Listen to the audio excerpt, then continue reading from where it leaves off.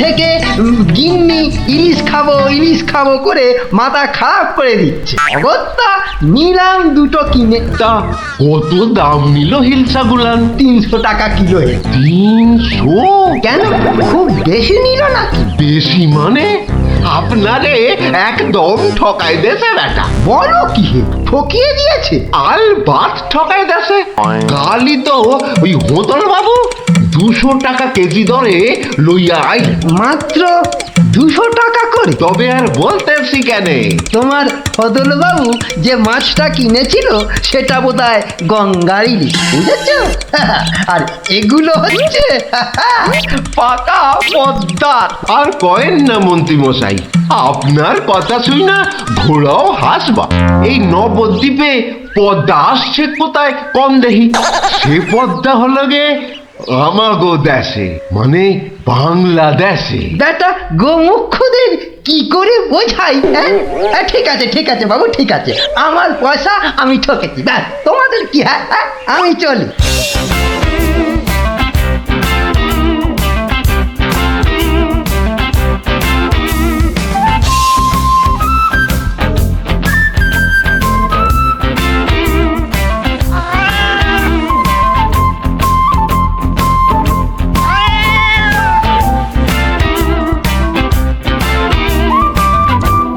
আরে আরে মন্ত্রী মশাই যে ইলিশ কিনলেন বুঝি? না কিনলে বিনি পয়সায় দেবেটাকে শুনি। সে কথা আমি বলছি নে, মানে জানতে চাচ্ছি কত করে নিল? দাম শুনে তোমার কাজ কি বাপু? তুমি তো আর দামটা দিয়ে দেবে না। তবু শুনি না একবার। আগের বেটা দাম নিয়ে বড্ড ভ্যান তাড়া করছিল, একে বরং একটু চমকে দিই। মাত্র 150 টাকা কিলো। 150? সত্যি 150 করে? তবে আর বলছি কি হে, সস্তায় হয়েছে, কি বলো? খুবই সস্তায় পেয়ে গেছেন। অনেক দিন ওই মাছটার স্বাদ পাইনি। আপনি যদি কর্তা মারে বলে না, না বেশি নয়, এই 2-1 পিস যদি পাঠিয়ে দেন। এবারটা দেখছি এক কাটি বাড়া, কিছু বললে নাকি? হ্যাঁ, না না, বলছিলাম কি কর্তা মারে বলে যদি। বলবো কর্তা মারে, নিশ্চয়ই বলবো। ধন্যবাদ। এ তো দেখি ইলিশ কিনে মহা ঝামেলা হলো। সকলেই দাম জানতে চায়। আরে বাবা, বাজারে গিয়ে দাম করলেই তো লাটা চুকে যায়। যত সব। আরে মন্ত্রী মশাই যে ইলিশ কিনে ফিরছেন বুঝি? আরো একজন হাতে ইলিশ দেখেও জিজ্ঞাসা করা চাই, ইলিশ কিনে ফিরছেন বুঝি? দেখতেই তো বাচ্চা বাবু, এগুলো ইলিশ, রুই কাতলা নয়।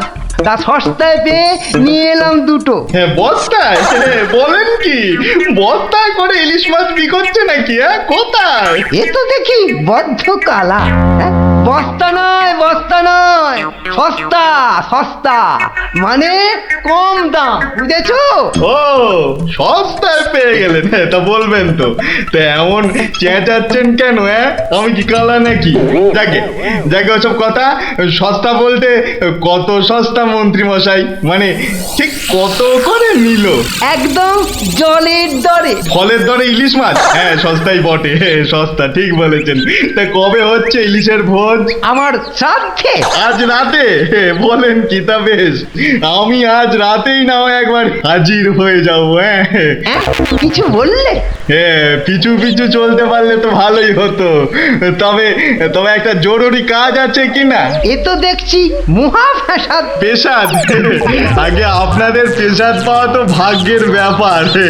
এখন তবে যাই মন্ত্রী মশাই, কি বলেন? যাই তবে।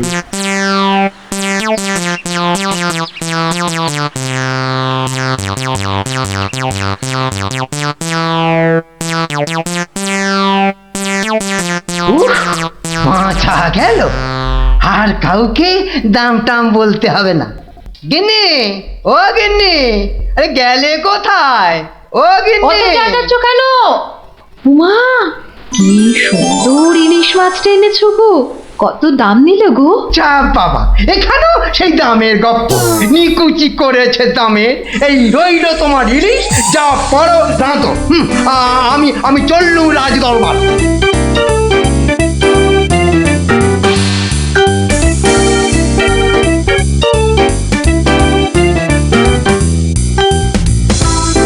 কি ব্যাপার মন্ত্রী, আজ এত দেরি হলো যে? একটু বাজারের দিকে গিয়েছিলাম। সে কি মন্ত্রী, মাইনে দেবার ভয়ে বাড়ির কাজের লোককে তাড়িয়ে দিয়েছেন নাকি? না মহারাজ, তা নয়। তবে কি না, তবে তবে কি মন্ত্রী? আসলে মহারাজ, গিন্নি কদিন যাবৎ বড্ড ইলিশ ইলিশ করছিল, তাই আমি নিজে গিয়ে তা বলবো কি মহারাজ, ইয়া বড় বড় ইলিশ ধরা পড়েছে। ধরা পড়েছে? বলেন কি মন্ত্রী, ইলিশা চোর না ডাকাত যে ধরা পড়বে? আগে ধরা পড়েছে মানে জেলেদের জালে উঠেছে। ভাই বলুন। সত্যি মহারাজ, এমন ইলিশ আমি বাপির জন্মে দেখিনি। আহা, আহা, কি তার সাইজ, কি তার চেকনাই, চোখে দেখলে মনটা একেবারে জুড়িয়ে যায় মহারাজ। চোখে দেখার বদলে চেখে দেখাটাই বোধ হয় বুদ্ধিমানের কাজ। যাকি, তা মন্ত্রী মশাই, আপনি কি আবার মন্ত্রিত্ব ছেড়ে ইলিশ মাছের ব্যবসা শুরু করবেন নাকি? এ কথা কেন বলছেন মহারাজ? বলছি কি আর সাধে মন্ত্রী, আপনি যেভাবে এই ইলিশ ইলিশ করে খেপে উঠেছেন তাতে কোনো কিছুই অসম্ভব নয়। ঠিক তা নয় মহারাজ, আসলে এটা ইলিশের মরশুম কিনা, যেখানেই যান শুধুই ইলিশ, শুধুই ইলিশের গল্প। আসলে এটা যে ইলিশের মরশুম সেটা না একেবারেই ভুলে গিয়েছিল। আপনি ঠিকই বলেছেন, এই সময়ে ইলিশের গল্প বন্ধ করা প্রায় অসম্ভব। তোরা যে যা বলিস ভাই, আমার শুধুই ইলিশ চাই। সকালে চাই, দুপুরে চাই, রাতেও ইলিশ চাই। আমার শুধুই ইলিশ চাই। মহারাজ, ইলিশ কিনে ফেরার পথে কত লোক যে দাম জিজ্ঞাসা করেছে, কি বলবো মহারাজ। তা আমার দরবার থেকে বাজারের দূরত্ব কত মহামন্ত্রী? প্রায় মিনিট 10 রাস্তা। 10 মিনিট? আচ্ছা গোপাল, ইলিশ হাতে এই 10 মিনিটের পথ কি তুমি আসতে পারবে, যাতে কেউ দাম জানতে না চায়? মহারাজ, এটা এমন কি কঠিন কাজ মহারাজ? বেশ বেশ, তুমি যদি বাজার থেকে একটা এই বড় সড়ো ইলিশ মাছ হাতে নিয়ে প্রকাশ্য রাজপথ দিয়ে আমার দরবারে উপস্থিত হতে পারো, এবং যদি কেউ তোমাকে ইলিশ মাছের দাম জিজ্ঞাসা না করে, তাহলে তাহলে তোমাকে আমি 500 টাকা পুরস্কার দেব। কি তুমি রাজি তো? আমি রাজি মহারাজ। কিন্তু ভুল করেও কেউ যদি ইলিশের দাম জিজ্ঞাসা করে, তাহলে কিন্তু বুঝতেই পারছ, তোমার এই 500 টাকা জরিমানা দিতে হবে। আর এটাই আমার শর্ত। আপনার শর্ত শিরোধার্য মহারাজ। আজ নির্ঘাত তুমি ঠকবে গোপাল, নির্ঘাত ঠকবে। পুরস্কার পাওয়া তো দূরের কথা, তুমি বরং জরিমানার 500 টাকা ট্যাঁকে গুজে মাছ কিনতে যাও। সে দেখা যাবে মন্ত্রী মশাই। তাহলে আমাকে মাছের দামটা দিন মহারাজ। ধন্যবাদ। এবার আমাকে তবে আসতে আজ্ঞা দিন মহারাজ। ঠিক আছে গোপাল, তাহলে শুভস্য শীঘ্রম। তুমি এখনই রওনা হয়ে যাও। আজ্ঞে মহারাজ, এই গেলুম আর এই এলুম। তোরা যে যা বলিস ভাই, আমার শুধুই ইলিশ চাই। সকালে চাই, দুপুরে চাই, রাতেও ইলিশ চাই। আমার শুধুই ইলিশ চাই। মন্ত্রী, বলতে আজ্ঞা হোক মহারাজ। আপনি আপনার বিশ্বস্ত কোনো লোককে পাঠান, যে গোপালকে অনুসরণ করবে আর রাজপথে যা যা ঘটেছে তার বর্ণনা দেবে। কিন্তু সাবধান, গোপাল যেন ঘুণাক্ষরেও কিছু টের না পায়। আপনি নিশ্চিন্তে থাকুন মহারাজ, আমি আমার সবচেয়ে বিশ্বস্ত অনুচরকে পাঠাচ্ছি। ফিরে এসে ও সবিস্তারে আপনাকে সব জানাবে। বেটা ধারের সব জারি জুরি আজই খতম হবে। ঠিক আছে, আমি তাহলে এখন একটু বিশ্রামে যাচ্ছি, আপনারাও আসুন।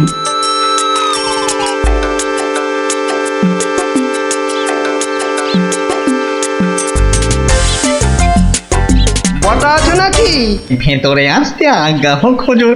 তার দরকার নেই, তোমাকে একটা গুরুত্বপূর্ণ কাজের দায়িত্ব দিতে এসেছি বটা। কাজটা করা চাই কিন্তু।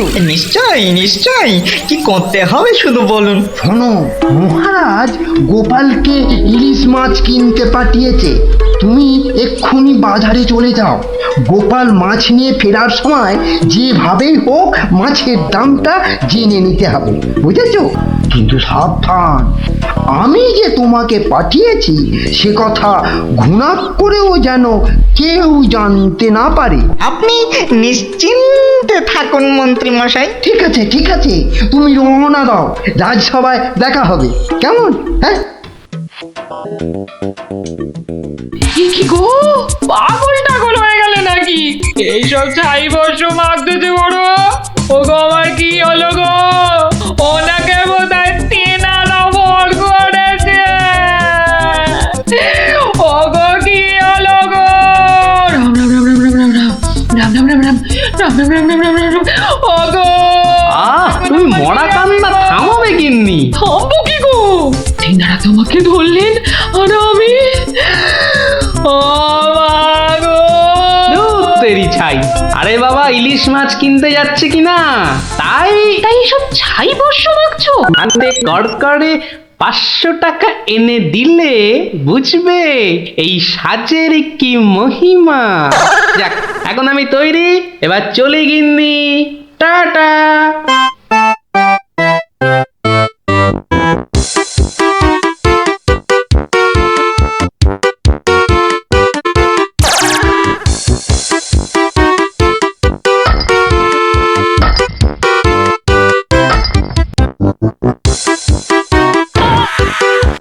দেখ দেখ, লোকটা দিগম্বর, পাগলটাকে তো আগে কখনো দেখিনি। কিন্তু আমার যেন কেমন চেনা চেনা লাগছে। তা তো লাগবেই, রাঁচি থেকে ফিরলি কি না?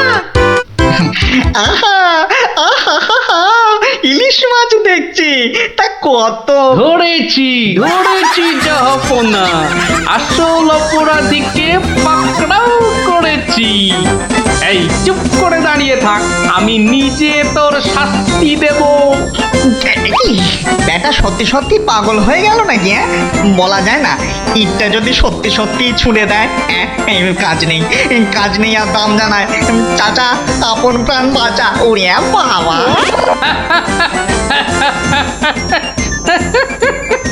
বেটা, ঘুঘু দেখেছো? ঘুঘুর ফাঁদ দেখনি? এই নির্ঘাত মন্ত্রী মশাইয়ের কাজ, না হলে আগ বাড়িয়ে কেন বলতে যাবে?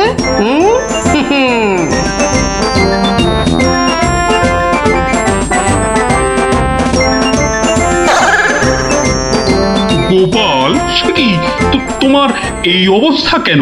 আগে এটার জন্য হুজুর, তার মানে? আপনার কথা মতো ইলিশ এনেছি মহারাজ, কিন্তু বিশ্বাস করুন মাছের দাম নিয়ে কেউ কোনো প্রশ্নই করেনি মহারাজ। বটি, মন্ত্রী, আপনার অনুচরদের ডাকুন। আমি হাজির মহারাজ। তুমি দেখেছো গোপালকে ইলিশের দাম নিয়ে কেউ কিচ্ছু বলেনি? হ্যাঁ মহারাজ, দেখেছি, কিন্তু কিন্তু কি? মানে গোপাল ভাঁড় পাগল হয়ে গেছে। কি? আজ্ঞে মহারাজ, পাগল না সাজলে মন্ত্রী মশাই আজ যে জিতে যেতেন। তার মানে? মানে আর কিছুই নয় মহারাজ, মন্ত্রী মশাইয়ের অনুচরই আমাকে দাম জিজ্ঞেস করতে যাচ্ছিল, তাই বাধ্য হয়ে। ব্যাপারটা একটু খুলে বলবে গোপাল? তবে শুনুন মহারাজ, লোকটা দিগম্বর, ইলিশ মাছ দেখছি, তা কত। আসল অপরাধীকে পাকড়াও করেছি। ব্যাটা সত্যি সত্যি পাগল হয়ে গেল নাকি? ওরে বাবা।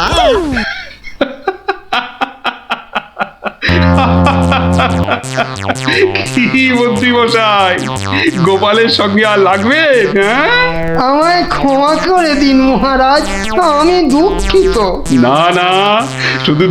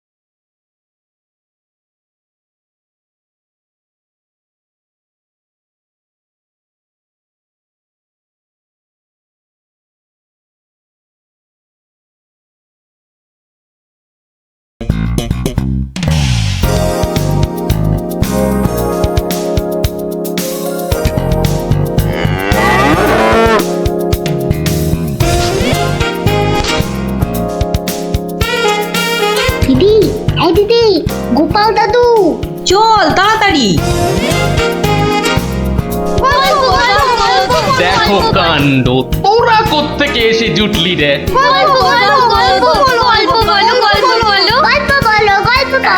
এই দেখো দেখো, আস্তে আস্তে আস্তে, আরে ধুতি খুলে যাবে রে, ধুতি খুলে যাবে। দাঁড়া দাঁড়া, ওরে বে, আমি এখন রাজসভায় যাচ্ছি, পরে এসে তোদের গল্প বলবো। এই দেখো, গল্প না বললে আমরা তোমাকে রাজসভায় যেতেই দেব না। ঠিক ঠিক, গল্প বলো, গল্প বলো। আচ্ছা আচ্ছা আচ্ছা, বেশ, চল ওই গাছতলাটায় গিয়ে বসি। আয় আয় আয়, নাও এবার শুরু করো। শোন তো, তোরা তো ওই মুর্শিদাবাদের নবাবের কথা শুনেছিস, হ্যাঁ? এক ভীষণ খামখেয়ালি লোক, বুঝলি? হঠাৎ হঠাৎ তার মাথায় অদ্ভুত সব খেয়াল চাপে, আর তার জন্য মাথা খারাপ হয়ে যায় আমাদের মহারাজ ওই কৃষ্ণচন্দ্র। তো সেবার হলো কি,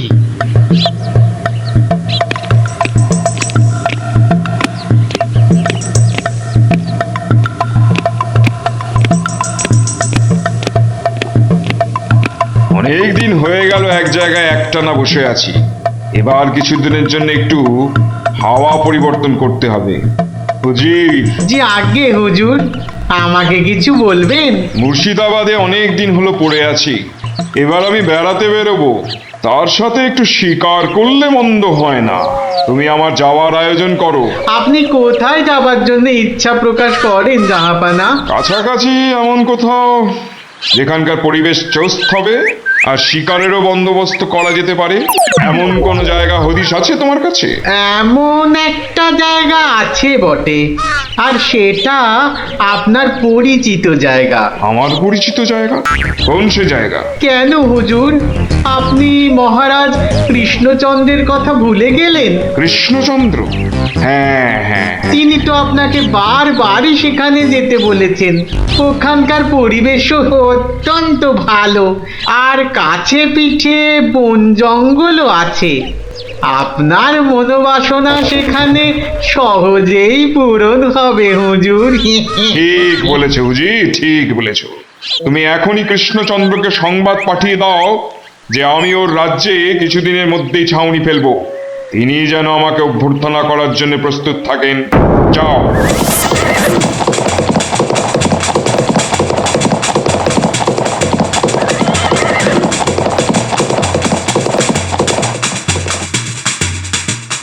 বন্ধুগণ, আজকে আমার কাছে একটা বড়ই গুরুত্বপূর্ণ খবর আছে।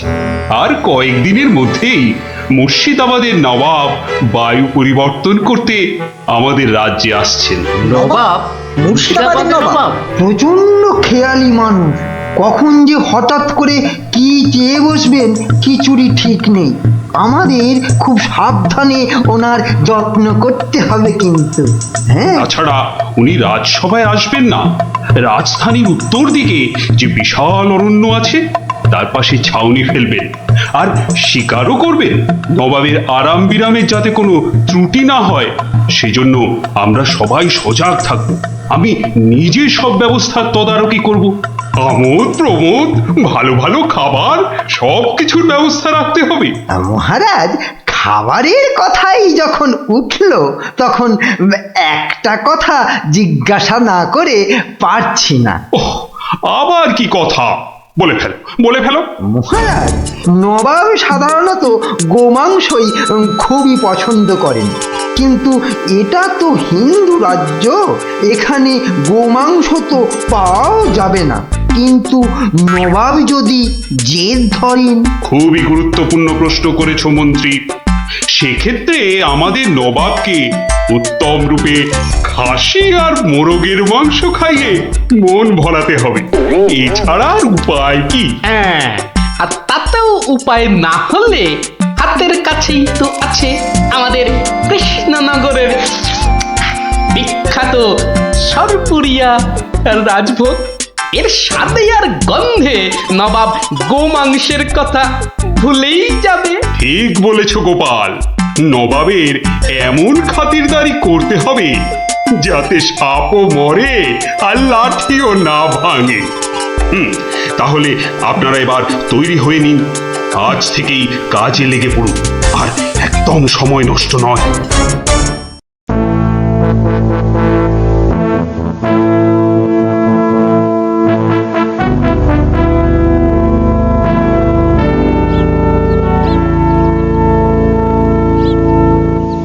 বাহ, বহুত খুব, বড়ই জবরদস্ত চিজ। কি নাম বললেন এই খাবারের? আগে হুজুর সরপুরিয়া, আমাদের রাজ্যের সব থেকে জনপ্রিয় মিষ্টি। তা আমাদের বাবুর্চিকে শিখিয়ে দিলে সে এরকম জবরদস্ত জিনিস নিশ্চয়ই পাকাতে পারবে। নিশ্চয়ই জাহাপনা। তাছাড়া মোগলাই খানার সাথে সরপুরিয়া বেশ ভালোই লাগবে বোধহয়। ভালোই লাগবে, আর তার সাথে একটু মোগলাই গরম মশলা মেশালে স্বাদ আরো বেড়ে যাবে। মিষ্টিতে গরম মশলা বাবার জন্মেও শুনিনি। কিছু কি আপনি বলতে চাইছেন? না না না না না না, মানে আপনার ভাবনা খুবই ভালো হুজুর। আমাদের ময়রা আপনার বাবুর্চিকে সব শিখিয়ে দেবে। কি হলো, বাইরে এত গোলমাল কিসের? একবার দেখো তো।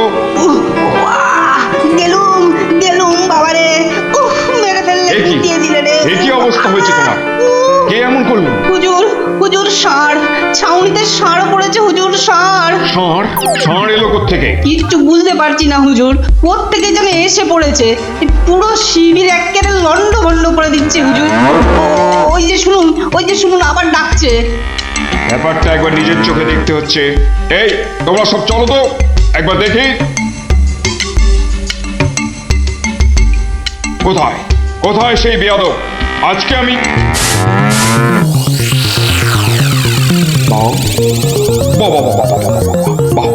বহুত খুব, কি চমৎকার ষাঁড়, কি নধুর দেহ, যেন তেল চুইয়ে পড়ছে। একেবারে জবরদস্ত গোস্ত। হুজুর আমরা সবাই মিলে এখনই ওটাকে তাড়িয়ে দিচ্ছি। এই না না না, তাড়িও না, ইসকো পাকড়ো। মানে কি সুন্দর শরীর, চমৎকার মাংস হবে। বেটাকে ভালো করে ধর, আর শুনে রাখ, কাল এই ষাঁড়টাকেই জবাই করে আমার খানা পাকানো হবে।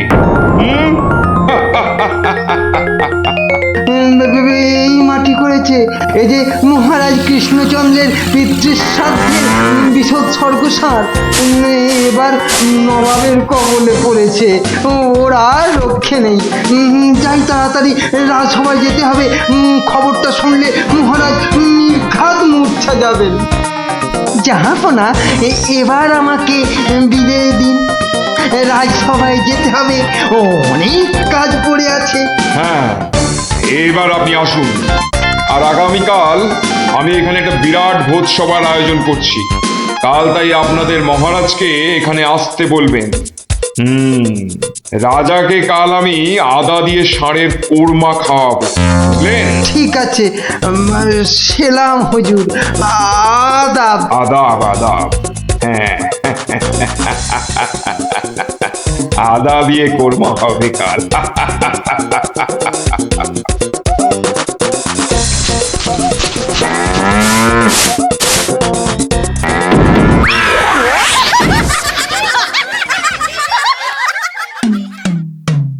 একই কথা শোনালে মহামন্ত্রী, এ আমি কি চরম ধর্ম সংকটে পড়লাম।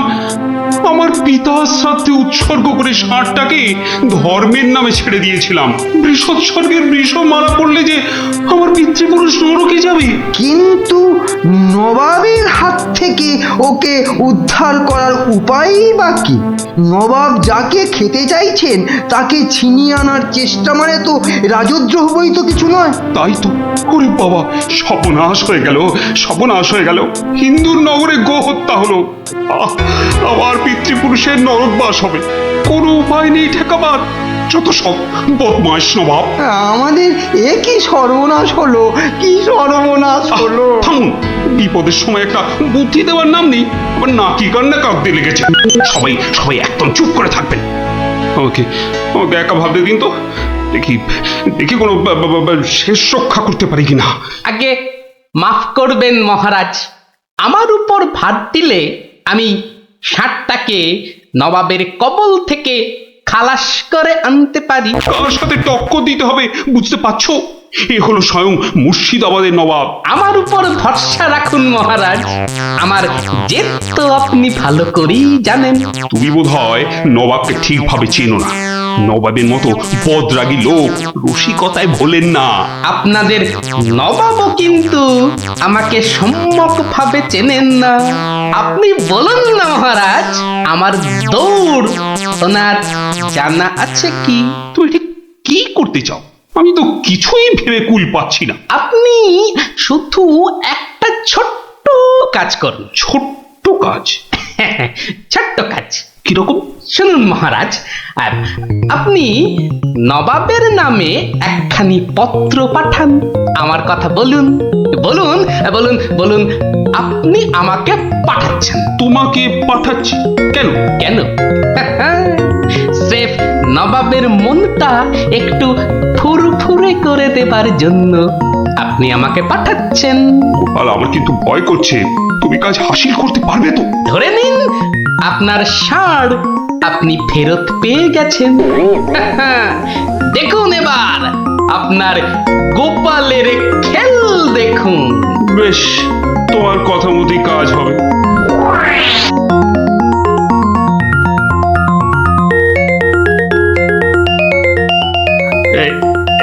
এই আমি চিঠি লিখে দিচ্ছি। প্রণাম মহারাজ, এই চললাম আমি ষাঁড় উদ্ধার অভিযানে।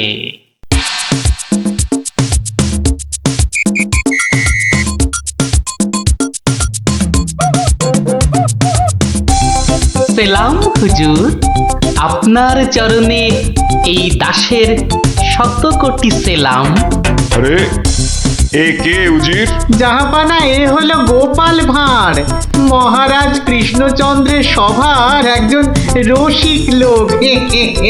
নবাবের দিল খুশ রাখবার জন্যেই রাজাজি একে পাঠিয়েছেন। দিলখুশ? বেশ বেশ। গোপাল, তোমার নাম আমি শুনেছি বটে। ঠিক আছে, তুমি আমার দিল খুশ করে দাও। হ্যাঁ, মাফ করবেন জাহাপনা, আমি এসেছিলাম আপনার দিল খুশ করার জন্য, কিন্তু এখানে এসে আমার দিল নাখুশ হয়ে গেল হুজুর। কেন কেন কেন কেন? আমি একটা বিচ্ছিরি দৃশ্য দেখতে পেয়েছি এখানে। ইস, ছ্যা, ছ্যা, ছ্যা, ছ্যা, ছ্যা, ছ্যা, থু, থু, থু, থু, থু, থু। কি দৃশ্য তুমি দেখলে যে এত নফরত? হুজুর, ওই নোংরা সাপটা কেন আপনার পবিত্র শিবিরে বেঁধে রেখেছেন জাহাপনা? নোংরা বলছো কেন? বেশ তাগড়াই আছে, ভালো গোস্ত হবে। হ্যাঁ হুজুর, খেয়ে ফেলুন, খেয়ে ফেলুন, যত তাড়াতাড়ি পারেন সাপটাকে খেয়ে ফেলুন। তুমি হিন্দু হয়ে ষাঁড় খাওয়ার কথা বলছো? হুজুর, ওই সাপটা বড়ই নোংরা। ও যা উৎপাত করে, গোটা দেশের লোক ওর জ্বালায় একেবারে অস্থির হয়ে যায় হুজুর। কে উৎপাত করে? গুটিয়ে দেয়? না হুজুর, তাহলে তো ল্যাটা চুকেই যেত। কিন্তু ওই সার যা করে, এই ও আমি মুখে আনতে পারবো না হুজুর। রাম রাম ওয়াক ওয়াক, থু থু থু। আরে বলেই ফেলো না, কি কাজ করে? কি আর বলবো জাহাপনা, ওর জ্বালায় মাঠে কারোর বড় বাইরে করার উপায় নেই। কেন কেন কেন? কেন বলবো? বলেই ফেলি। হ্যাঁ, মানে ও মল ভিন্ন, মানে ওই ওই নোংরা ভিন্ন আর কি, আর কিছুই খায় না। মানে ওই গু খেকো সাপ। গু খেকো ষাঁড়? হুজুর, ষাঁড়টা ওই গুয়ের লোভেই মাঠে মাঠে ঘোরে। কোনো লোককে মাঠে বসতে দেখলেই হলো তাকে গুটিয়ে একেবারে তুলে দিয়ে তার ময়লাটা খেয়ে ফেলে। ছি ছি ছি, ছ্যা, ছ্যা, ছ্যা, ছ্যা, ছ্যা। হ্যাঁ জাহাপনা, ওকে আপনি ওই যত তাড়াতাড়ি খেয়ে ফেলুন। ওকে আপনি যত তাড়াতাড়ি খাবেন ততই আমাদের মঙ্গল। দেশের লোক নিশ্চিন্ত হয়ে মাঠে বসুক। তবা তবা তবা তবা, এই ষাঁড়ের মাংস আমি খেতে চেয়েছিলাম। আপনি কি অসুস্থ বোধ করছেন জাহাপনা? না না না না না মানে ঠিক আছে ঠিক আছে। এই এই এই ষাঁড়টাকে এক্ষুনি বিদায় কর। হুজুর, ষাঁড়টার শরীর স্বাস্থ্য ভালোই, বেশ এই উপাদেয় মাংস হতো হুজুর, না হয় একটু ওই মলি খায় আর কি। না না না না, ওকে দূর করো দূর করো। আর উজি এক্ষুনি আমার মুর্শিদাবাদ ফেরার ব্যবস্থা করো, এক্ষুনি এক্ষুনি। জো হুকুম জাহাপানা। হুজুরের যেমন মর্জি। আমি আসছি হুজুর, আদাব। হঠাৎ ওর দড়ি খুলে দে, যা যা যা যা।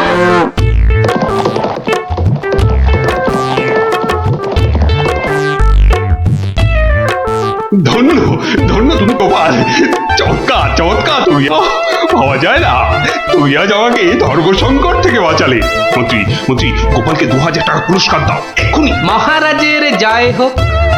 ব্যাস, নবাব ষাটটাকে ছেড়ে দিয়ে মুর্শিদাবাদ পালালেন, আর আমাদেরও ঘাম দিয়ে জ্বর ছাড়লো। তোরা সব খুশি তো? হ্যাঁ, এবার তাহলে আমি রাজসভায় যাই। কাল কিন্তু আর একটা গল্প বলতে হবে। আচ্ছা বাবা, আচ্ছা বলবো বলবো।